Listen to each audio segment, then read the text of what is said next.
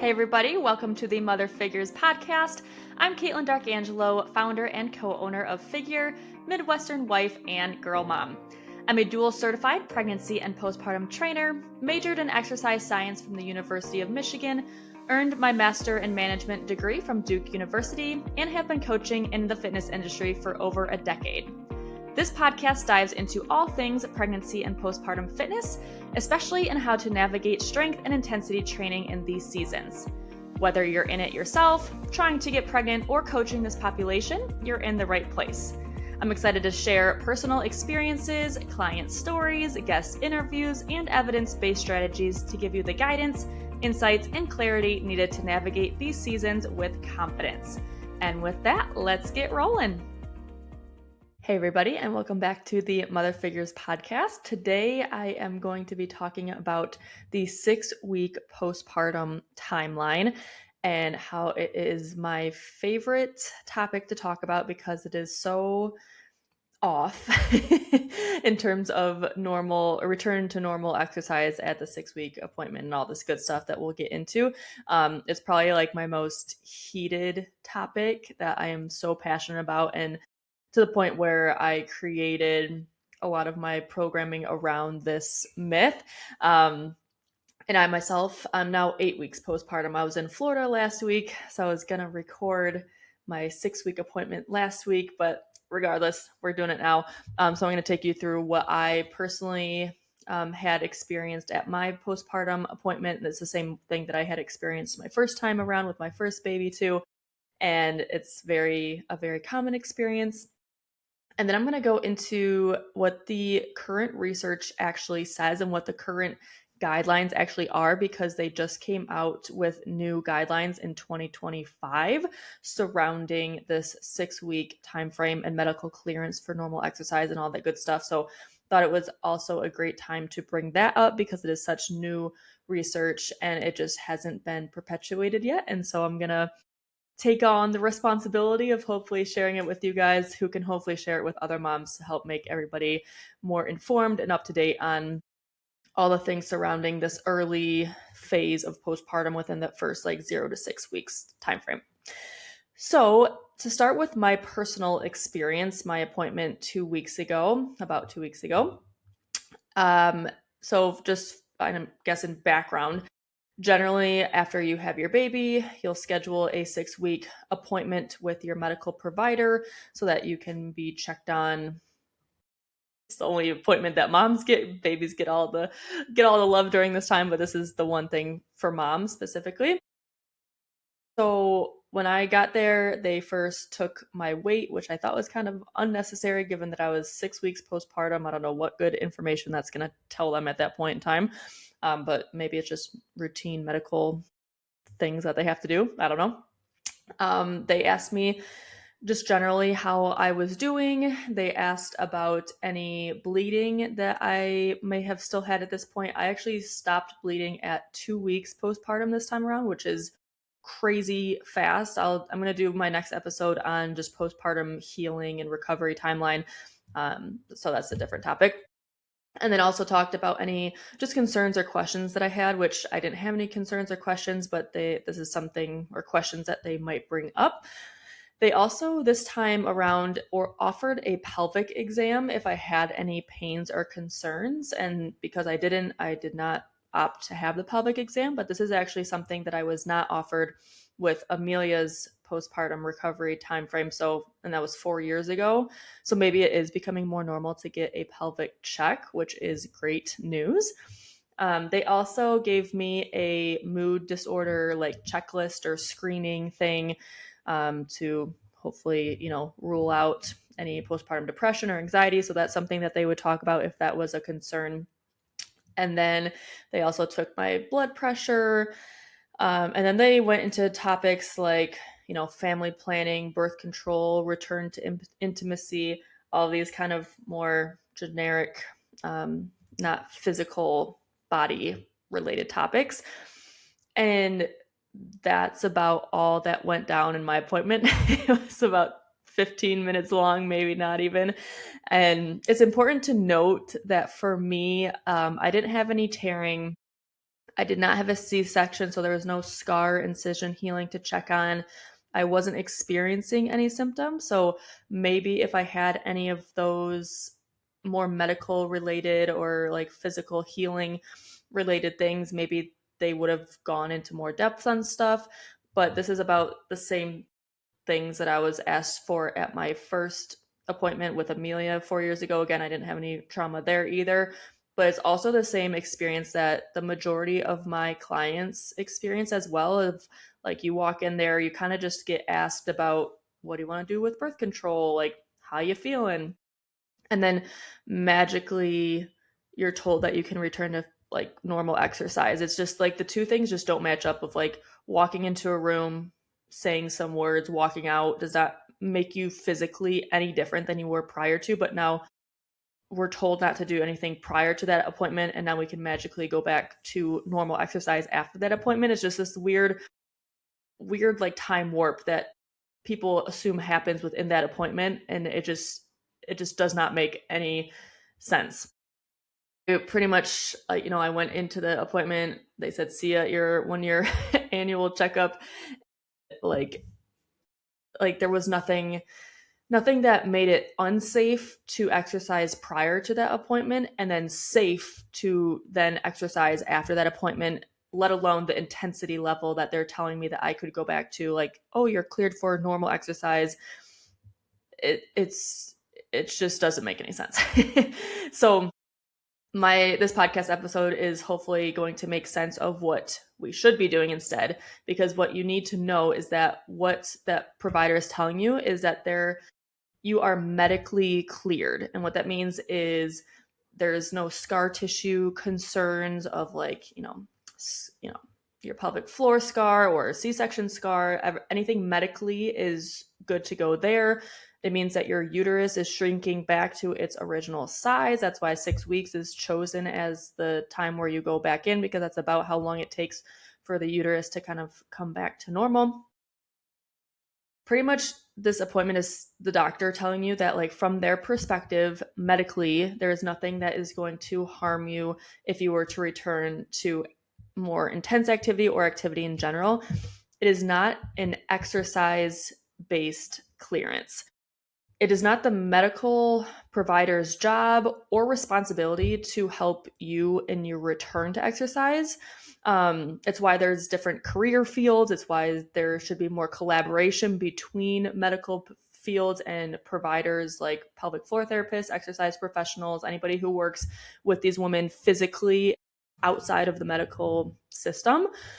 We can't expect doctors to be excellent in the medical field and be able to do all the gym stuff too. Like, they are not going to be the ones going to the gym with you, so they should not be the ones providing you with the training recommendations. But it is their responsibility to medically clear you, saying that, like, physically your body's like good to engage in other things. So it has its place, but what is the problem is the wording distinction that the medical field generally tends to say, which is, you're cleared for normal exercise at the 6-week appointment. No, you are not cleared for normal exercise.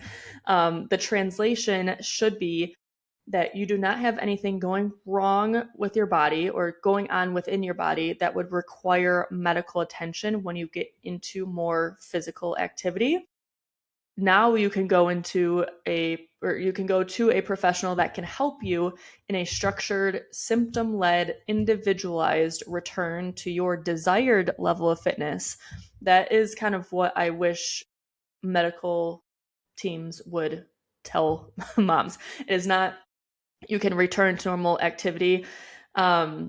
First, because normal is such a wide description. For me, normal would be like going into like a high intensity Metcon or lifting, over 200 pounds. Like, I'm not going to go right back into that activity. That's dumb and that's not smart. And so my normal would not fit their definition of what my body is actually ready for at the time. This also comes from, like, historically, women have just recently, really in the scope of time, gotten into weight training. So this might have made sense, 50 years ago or so. don't quote me. And it still makes sense for some in this day and age of like their normal activity is, daily walks or light yoga or, some of these more light intensity based activities. Maybe that is why this saying has kind of perpetuated itself into today's, day and age. But the reality is today's day and age, women are not doing what they used to. We are lifting heavy, we are going hard, we are running fast, we are doing all these things that your body is just simply not ready for, especially if you had not done anything prior to that 6-week appointment. So it's this wording of you can return to normal in combination with the like widely perpetuated advice to not do anything prior to the 6-week appointment that leads moms into this trap. So not doing anything for 6 weeks, going into this appointment and then being told you can go back to normal leads to this like 0 to 100 instead of a gradual, a progression into exercise. And that's where moms get stuck. So what is the right approach then? If this is the wrong approach, which is what the majority of moms are still being told in today's age, literally what I was told 2 weeks ago. So what would be the right approach? Because the current approach is just not it. So there's 2 pieces of research that come into play, and that's what I want to go into in the rest of this podcast. The first is the 2025 Canadian Guideline for Physical Activity, Sedentary Behavior, and Sleep throughout the first year postpartum. So this is the current guidelines that is telling you what should be happening postpartum. And I'm going to go into that in depth first. And then as a little side note to this same guideline came this international Delphi study. It's called the International Delphi Study of Clinical and Exercise Professionals' Opinion on Physical Activity, Pre-Screening, and Contraindications for Participating in Postpartum Physical Activity. So pretty much the guidelines came out and said what they think the guidelines are, which we'll go into. And then there was this cohort of people that determined which situations would need additional screening for exercise. So it'll make sense once we go into it, but I want to go into both papers because this is what the current research says, even if your medical provider or a friend or someone on social media tells you otherwise. First, the 2025 guidelines. It says that they were created to provide evidence-based recommendations regarding physical activity, sedentary behavior, and sleep in the first year postpartum. It was targeted towards healthcare providers, qualified exercise professionals, and policymakers. And so this is really not intended to ever get into the end user's hands or the mom who just had a baby's hands. We would never assume that all postpartum moms are going to come up and read this research article or any research article, really. So that's why I feel like it's my job and my place to translate this to get it to as many moms' hands as possible, because that's who it's going to affect the most. So pretty much these guidelines were based on they created a panel of researchers, OBs, physicians, all kinds of exercise professionals, midwives, exercise medicine, physiotherapy, just a ton of different people in a ton of different fields. They came together. They have their expert opinions and recommendations based on clinical experience. Plus, they took 574 studies on the related outcomes that they were looking at. So this is a really well-rounded guidance that's not just coming from the exercise point of view, but coming from the OBs and the midwives and just this giant consensus panel of professionals, which I thought was really important to announce, I guess, because it is important to have different angles coming when it comes to guidelines in this field. So when they got all these studies and all these people together, they came down to a list of 9 recommendations. So I'm going to read out the list of 9, and then we're going to dig into them in groupings based on what they're about. So the 9 recommendations in the 2025 postpartum guidelines is: number 1, all women without contraindications should be physically active. Number 2, any women with a contraindication, which we'll get into, should get medical guidance on how to best start becoming active. Number 3, it is recommended to get 120 minutes of activity over 4 days of aerobic and resistance training. Number 4, they recommend doing pelvic floor muscle training to reduce urinary incontinence. Number 5, it is recommended to begin in the first 12 weeks, starting physical activity within the first 12 weeks, especially for when it comes to mental health benefits. Number 6, early mobilization with light intensity and progression once surgical incisions and tears have been healed. So starting light once medical things are, healed up. Number 7 is they're recommending an individualized, gradual, and symptom-based progression. Number 8, they recommend having or developing a healthy sleep routine or trying to prioritize it as much as possible. And then number 9 is limiting sedentary time to 8 hours or less. So this whole guidelines is about physical activity, sedentary behavior, and sleep. So numbers 1 through 7 are all about the workout piece. Number 8 is about sleep, and number 9 is about sedentary behavior. So we'll get into each of those. So numbers 1 and 2, which are everybody without contraindications should be active, and those with contraindications should get medical guidance. It pretty much comes down to not unnecessarily avoiding physical activity. So if you're active, or if you do not have contraindications, you should be active. If you do have contraindications, we should get you to a medical provider to write out a plan or get the reasoning why you need some modifications to then become active. Activity has so much more benefit than just what people might think of getting back to your pre-baby body. But what this study shows or has stated from the studies that they got the information from is that physical activity following childbirth, I'm reading this word for word, was associated with a reduction in the odds of depression by 45%, of urinary incontinence by 37%, decreased lumbopelvic pain, weight loss, body mass index, triglycerides, and anxiety. So it's not just about your physical appearance or getting back to what you used to.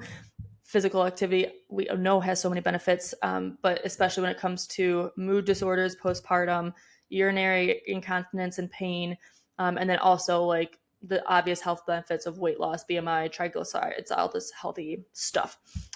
In addition, those who increased their activity levels or who were active postpartum, they found no increased risk of harm, injury, breast milk quantity or quality or quantity, or reducing the level of fatigue. It actually improves your fatigue levels.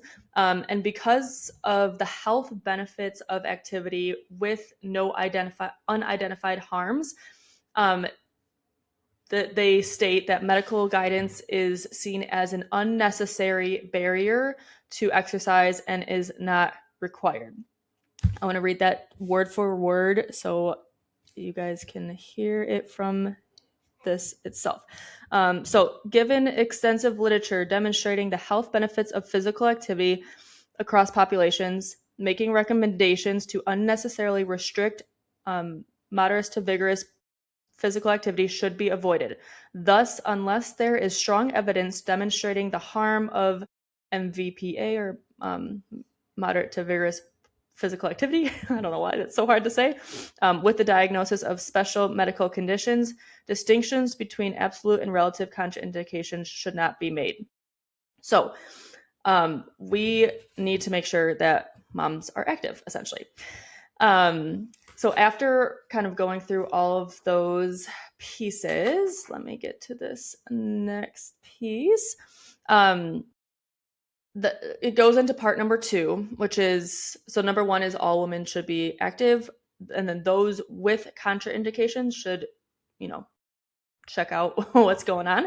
I want to read off what the relative contraindications are. So these are reasons why you would go to a medical provider.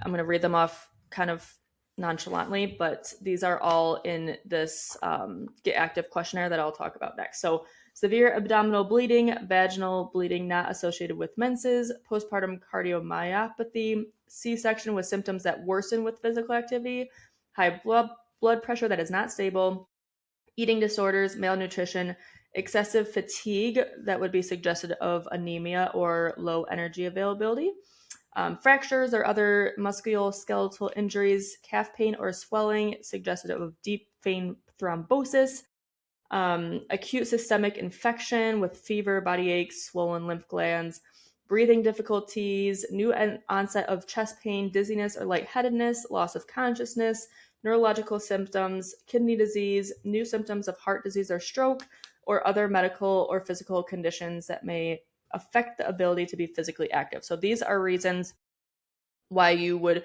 need medical clearance.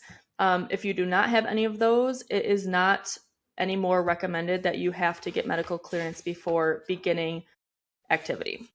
So, to make this list easy to comprehend, they created a Get Active questionnaire, which is kind of where the second piece of research paper comes into play, which I'll get into more there. And that is a self-screening tool to help moms see if they need medical clearance, because obviously, if you do need medical clearance, we need those moms to know that they need medical clearance. So once you deliver your baby, the goal would be to have this Get Active questionnaire be answered by every single mom. If you answer no to all the stuff, then you do not need medical clearance. You can begin your return to activity, and we'll talk about how to do that in a second. And then if you do select yes to any of the potential relative contraindications, then that would be the mom that would need to wait for medical clearance to get a better path forward of how to get back into activity from the medical side of things. So this telling moms to wait 6 weeks for medical clearance, telling all moms to wait 6 weeks, is creating this unnecessary barrier for the majority of moms who do not have one of those lists of things going on. And it's kind of harming their return or harming this really beneficial time period of recovery that could be taken advantage of to help them have a smoother recovery. So,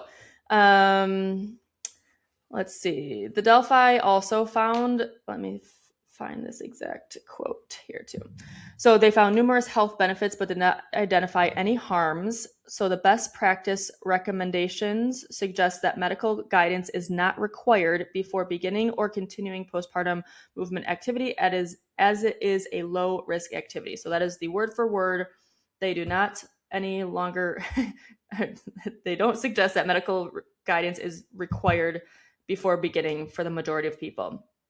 So, and then it goes on to say, to support engagement in postpartum movement or moderate to vigorous postpartum activity, additional screening, support, and treatment for potential barriers by a healthcare provider or a qualified exercise professional may be recommended. And I wanted to put that in there really quick because I don't personally get, but I see on social media a lot of like exercise professionals who are professionals in this space being told like, oh, like you're not a medical provider, like you're not their doctor, like the doctor knows best kind of.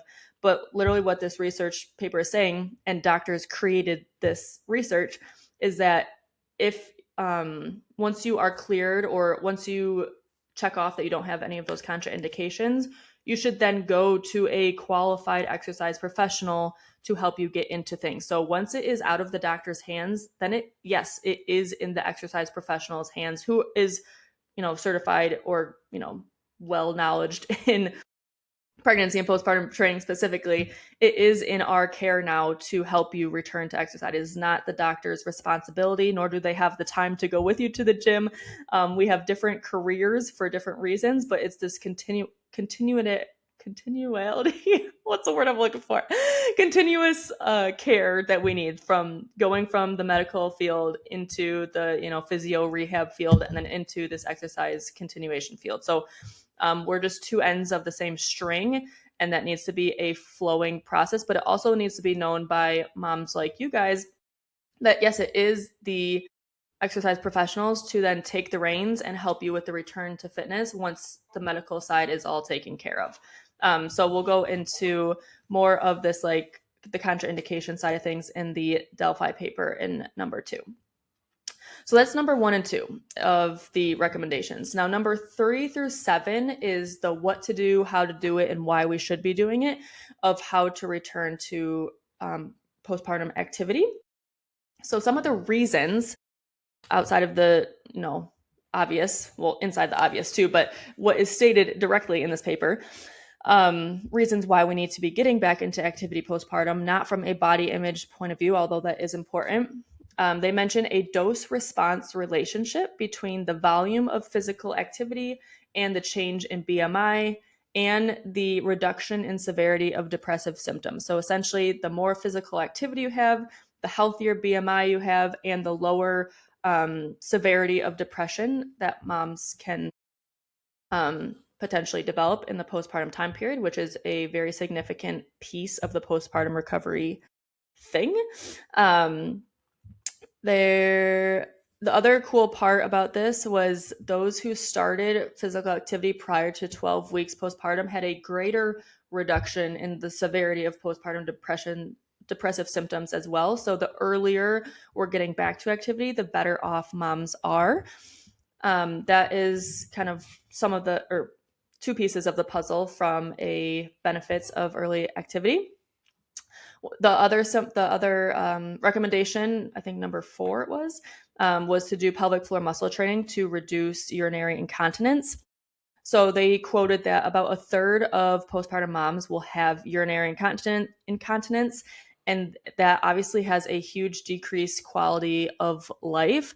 A lot of moms will go untreated for this, or especially in the past, like I feel like pelvic floor muscle training is this like new thing in today's day and age. So we see a lot of like moms and grandmas, like it's just like a joke that, oh, all moms pee their pants. So I feel like this is like the first generation where we don't have to have that decreased quality of life. And it wasn't in this paper, but it was somewhere else that noted that those with urinary incontinence had a higher mortality rate, because when you have urinary incontinence, you're less likely to be physically active, and with sedentary behavior and less activity in your life, you have increased chances of like diabetes and cardiovascular disease and all that stuff. And so it actually reduces your mortality to have pelvic floor issues, which is, it's crazy to think about it that way, but the quality of life that it like improves to have no issues of peeing your pants when you're going to do stuff, like it just makes sense.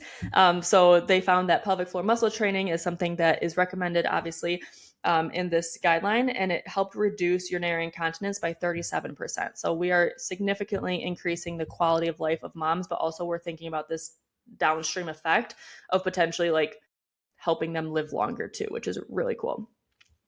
So those are some reasons why return to activity postpartum is so important. The paper also mentions that it is essential that athletes meet specific healing and functional milestones before resuming high impact or high intensity. So instead of thinking about it as a timeline of like at 6 weeks we do this, at 12 weeks we do this, they should meet specific healing and functional milestones. So like I can do this without issue, and I am, I'm not feeling this pain when I do this, and then using that as a guide of a progression back to impact and intensity. So that follows point number 6, or recommendation number 6, that you should be progressing once, number 7, which is that individualized, gradual, and symptom-based return. And then it's also cool because it notes in this paper, it says, these recommendations follow general training principles that everybody used with the return to physical activity following injury, surgery, and or general physical inactivity. So it's pretty much saying that the whole rest of the world follows these guidelines, but for whatever reason, the postpartum demographic has been told to not do anything and then to magically do something after this clearance. And that is not how anything else works. So general training principles is progressive overload. You start at the beginning and you progress over time with different variations of movement patterns and weights and intensities until you get to your desired level of fitness. That is a normal thing that the rest of the world follows in all other, different parts of fitness. And then it's cool that they also recommend or mention that, every other injury, surgery, or going from inactive to activity, everybody else follows the same thing too. But for whatever reason, postpartum, we've been treated differently. So it's great that they had acknowledged that as well. So that's a really good thing. And then the last piece of this, like how and what to do when it comes to like what they're recommending as the guideline for return, they also mentioned these safety considerations. So I wanted to read those off. So number one is screen for potential postpartum indication or contraindications through the Get Active questionnaire, which I mentioned. Avoid a rapid return, especially if experiencing symptomatic musculoskeletal pain, incisional pain, heavy vaginal bleeding, pelvic floor dysfunction, or mental health concerns. So that's kind of the what to look for when you are returning, a short list of that. Number three is that we need to educate postpartum women on the signs and symptoms. So that indicate that the physical activity is not well tolerated. So those are kind of the big buckets that I read in number two, and we need to be more direct in what to actually look for instead of like, oh, just listen to your body. So that's good that they mentioned that as well. Number four is maintaining adequate nutrition and hydration, obviously. Number five is we need to make sure we assess for potential anemia or energy intake requirements as you get into higher intensity activity to make sure that you're well nourished. And then prioritizing quality sleep is the last one, which is going to bring us to the last bit of this, which is numbers 8 and 9 on sleep and sedentary behavior guidelines. They mention that it's kind of cool. They go into like all the economic costs of insufficient sleep, of poor muscle training, postpartum, and all this stuff. I won't get into it there. I'll drop the link to this whole article for those of you who want to get into it.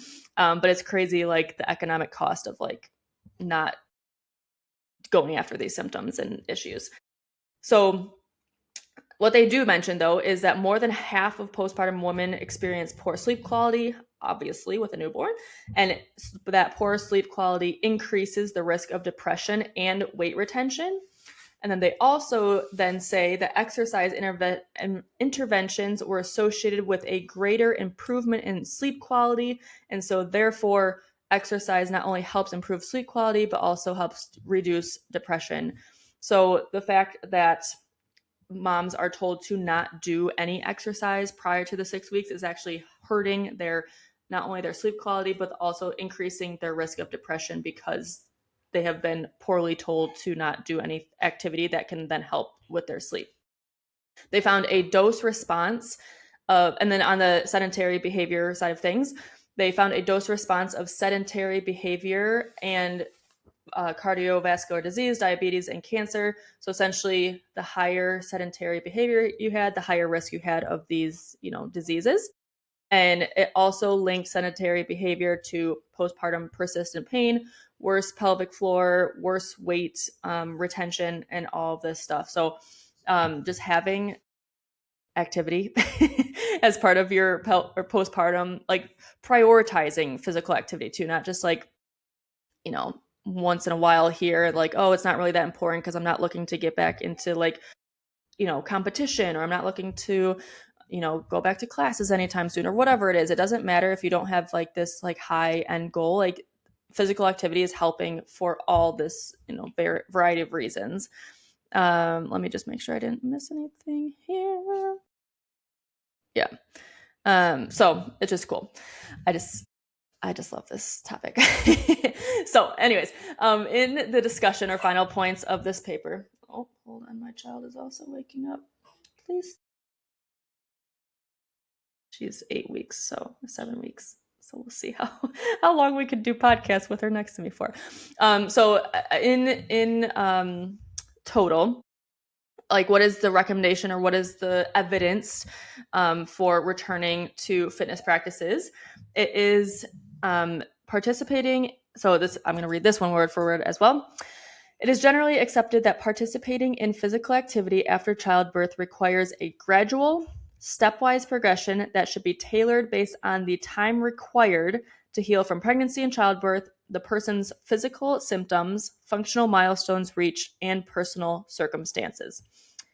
So pretty much saying this is all personalized and symptom-based. This is not like at 6 weeks you are going to return. This is all going to be based on different things like healing, symptoms, milestones, your personal circumstances. That is what the recommendation is. It also is mentioning that early ambulation or walking early on following C-section delivery was associated with reduced postoperative complications. Thus, engaging in unstructured light intensity movement as tolerated soon after birth is recommended. So this is also mentioning for C-sections specifically as well, not just vaginal delivery, that it should be initiated as soon as tolerated to start moving, which is contrary to what most women are told. There's even this like 5-5-5 concept of like laying in the bed for 5 days, being around the bed for 5, or up in the bed for 5 days and around the bed for 5 days, something crazy like that. And that's just, showing that, physical activity, like you should be doing physical activity. You should not be laying in bed for 5 days. I mean, there's a recovery and rest period, but there's so much more benefit to early light walking. There's not, we're not saying to walk all day long or anything, but just like to start moving around. And then this other recommendation in the discussion says initiating postpartum physical activity participation, including pelvic floor and gentle abdominal muscle training, as well as light intensity physical activity, including walking, is encouraged to begin as soon as the postpartum woman has the capacity. So that is what we are gauging when we return. It's not at 6 weeks for everybody. It is when that person has the capacity. And then we're doing a gradual stepwise progression based on their healing, their physical symptoms, their milestones, and their circumstances.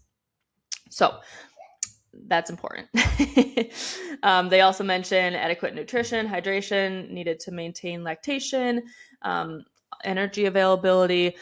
So that's a piece of it as well. But just notice that none of this says like you have to wait till 6 weeks and then at 6 weeks you can start pelvic floor muscle training, and then you can start walking, and then you can start light intensity physical activity. It's saying, no, we should start when the mom is physically ready, has the capacity to, wants to, and based on her personal circumstances, and then we go on from there. And then I'm going to end off this paper with one of their last notes. And they said that fear of movement or injury decreases the likelihood of returning to movement or to physical activity. And I think that is the key here, is that we have been feared really into not doing anything prior to that medical clearance and then being told that we can just jump right back in at that 6 weeks. So it's really the fear that we have been, that has been put on women, that is creating that unnecessary barrier that's, stopping them from having all these really important improvements in the early postpartum days. And so that is something that I personally feel called to help dismantle a little bit, because it is just fear-based. Like if we just have the right information out there, if this can just be, pushed out to everybody, like there wouldn't be so much fear to do movement before that 6 weeks. I have been telling moms to do that since 2021, so 5 years now. And so it's nice to finally have like research that I can just point to and say like, look, like there's nothing to fear of doing it in the right progression, in the right way. So it's really that fear piece that I think really needs to be worked on in society and social media and all that good stuff. So that was the 2025 guidelines for physical activity. That is now the kind of gold standard of how to and what to do when returning to postpartum activity. From that, so the moms in the category of having contraindications, so although that guidelines like said that medical clearance is no longer needed. But for the moms who do need medical clearance, how do they differentiate? And that's what this Delphi study provided. They generated the self-assessment tool that can help them determine whether they need medical guidance, called the Get Active questionnaire. So I just wanted to, like I already talked about a lot of the pieces that this paper also talks a lot about, but I wanted to just list off some of the things word from this paper. I was going to do a whole different podcast on it, but it's kind of like they go hand in hand. So I'm just going to shoot through them really quick. But I just kind of want to, get into some of this stuff. Let me find the first piece. So first, they talk about how extended time away from exercise isn't good. So we need to weigh the odds of, or weigh the, essentially the balance between like telling moms that, extended time away from physical activity can lead to deconditioning, and therefore restriction of exercise should be weighed against the known negatives of sedentary behavior. So essentially, moms have been told to be sedentary because that is safe, but maybe that's the more unsafe option because sedentary behavior has its own host of issues, and there hasn't been any found harmful effects of engaging in exercise. So, we're kind of flipping the script there. That's number one. Number two, I wanted to bring up was that there's no evidence to date that suggests that a diagnosis of diastasis recti is a contraindication to activity. Same thing with prolapse. So the two things there, prolapse, diastasis, and a lot of times incontinence is wrapped into this bubble too. Moms have historically been told that if you have these issues that you should not be engaging in weightlifting or exercise. However, they're now finding that exercise is actually what is helping improve these symptoms, or at least not make them any worse. So two observational studies have demonstrated that participation in regular physical activity early in the postpartum period, for instance, less than 6 weeks postpartum, was not detrimental to pelvic health. So that is huge, coming straight from this paper. If you exercise prior to 6 weeks, it is not going to hurt. First of all, it will not hurt diastasis, prolapse, or incontinence, but they are noting that there has been shown improvements but they need further research to get some good numbers around that. So that's all really good to hear. They also brought up mental health again and how it has a huge decreased risk for depression, anxiety, all that stuff. They mentioned that up to 39% of postpartum women are affected by mental health concerns in the postpartum time period, and that regular physical activity reduces the risk of developing that, which is obviously a huge piece of the puzzle, not just for the mom, but for the whole family structure and everybody that they are loved by. So that is a huge piece of it. And then I've been talking about, so this whole paper too goes into the relative contraindications that I already listed off, of what you would need to get medical clearance, and then you'd have to map out a path forward when it comes to activity. But we also need to acknowledge the other barriers that could be hindering engagement in activity that's not for the medical side of reasoning, but for more of the lifestyle barriers. So this paper lists out overall readiness to participate, eating disorders, musculoskeletal pain, wound healing, abdominal pain, fear of movement, mental health symptoms, diastasis, sleep, REDS, or relative energy deficiency, and then it also lists goals for postpartum physical activity, social emotional support, preconception and pregnancy physical activity levels, vital signs, lactation status, and muscular strength. Those are all things that should be screened or at least discussed prior to getting into activity, or that could potentially be barriers for a mom to get back into activity that are not so much medical or contraindications, but still have an effect on the mom getting the activity levels that she needs to have those clinically meaningful results that I've been stating throughout the whole podcast.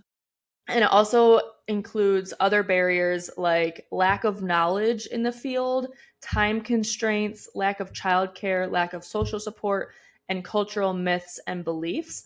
And so I talked about that fear piece, but there's just logistical barriers that can come about when trying to get back into activity postpartum.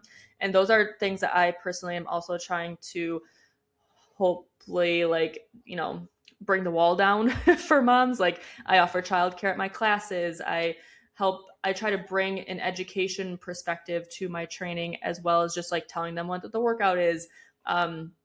Obviously the social support piece is huge too, of like having moms in class all together and then like having that be a really good bonding experience. So I'm hoping to see in the future, and that's also why I have my mother figures certification course, so I can train other trainers in the area to help get this information out to them, so that they can then help their moms to develop more of these educational based workouts and just good communities for moms, because they are so needed in the mom community, especially for those who are trying to work out, obviously. And so there's just like a lot of barriers that are not medical per se, but are more lifestyle. And those are things that we need to be focusing on too. And I'm glad that these research papers are bringing about those considerations. And then I wanted to read the last paragraph, and then we'll kind of cut it off here, because now I'm getting into the 45-minute time frame. It says, word for word, return to physical activity is now accepted to necessitate some level of rehabilitation, including a graded return to physical activity that may begin before the traditional recommendation of 6 weeks following childbirth. So what that is saying is that returning to moderate to vigorous activity, so higher intensity stuff, is now needed as part of the rehabilitation time. So strength training, intensity training is part of your rehab. It is not something that you are awarded after you are healed, quote unquote, from everything else. We need to see this graded return over time, and that should be starting prior to 6 weeks following childbirth. So just important to see that in research, it is saying that things should be happening, things should be starting prior to that 6-week appointment. It is no longer recommended to have that routine medical guidance or clearance at the 6-week time frame, but it is still important for those who may have contraindications to get that medical attention that they need. And so that's where the Get Active questionnaire comes in, so that those moms are also well supported in their return to fitness. So all of that in a nutshell, I hope to see in the future that more people and coaches are helping moms in that early 6-week timeframe. That's why I created my Figure Postpartum program. It's meant to start in the first week postpartum after delivery, because it gives you that guidance of breath work, of light walking, of light stretching and mobility that these research papers are recommending. And then it's calling for that graded return and individualized approach all the way through, whatever your desired fitness level is. I created my Figure Postpartum program 4 years ago, before it was like becoming more known that you can do stuff prior to the 6 weeks, but it was kind of looked upon like, oh my gosh, she's crazy, she's telling people to do stuff before 6 weeks. But that is the most crucial period for healing and rehab and recovery. And so having that guidance and structure, especially for me this time around too, like following my own stuff instead of having to create it myself, like I've felt an extreme increase in recovery speed from following these like smaller steps all the way till now. I'm starting to get into weight and stuff now here at 7-ish, 8 weeks postpartum.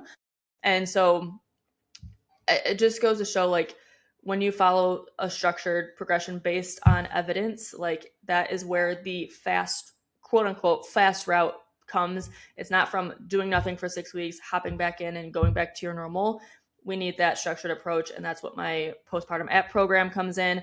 I'm also able to coach you in the app itself. So like if you just message me, I can message you back. If you do have any of these medical concerns or personal concerns, I'll be able to help kind of steer you where you need to go. And so that's one thing that just makes the Figure Postpartum program more unique, is that it does have that guidance prior to that medical clearance that helps you continue and get into that more gradual, structured return to fitness that our bodies need. And so with that is kind of 6 weeks medical clearance, myth, all that stuff in a nutshell. Next week, I'm going to get into my best recovery tips. So kind of the same time period, but more on things that I feel like have really helped in my recovery this time and things that I have helped other moms do as well. And so hopefully that one will be a fun episode as well. If you guys have ever have any questions or have specific questions about this episode or where I found some of these things, let me know and I'd love to chat. But with that, I will see you guys in the next episode. Thanks for tuning in to the Mother Figures podcast. If these episodes help or resonate with you in any way, it would be so helpful to the show if you could leave a review so we can get this into more moms' hands. And if you're looking for even more guidance and direction when it comes to pregnancy and postpartum fitness, I got you covered. My Mother Figures app subscription includes my Figure Pregnancy and Figure Postpartum workout programs, in addition to our general fitness programs. You'll get the day-by-day workouts you need to help you feel strong, pain-free, and labor-ready during pregnancy, and also the recovery, strength, and progressions you'll need to get back to the activities you love, full of strength and without symptoms after baby arrives. If you're local to the Brighton, Michigan area, I also host daily women's functional fitness classes, a 6-week postpartum return to fitness course, and pregnancy and postpartum consultation sessions. For those who are providers, coaches, or practitioners in the space, I hold a live Mother Figures certification course that equips you with the knowledge, tools, and confidence to train and work with this population. For information on all of these services and programs, make sure to check out fitisgettingreal.com/moms or head to the show notes for the direct link. I'm so thankful that you tuned in to today's episode, and I will catch you next time.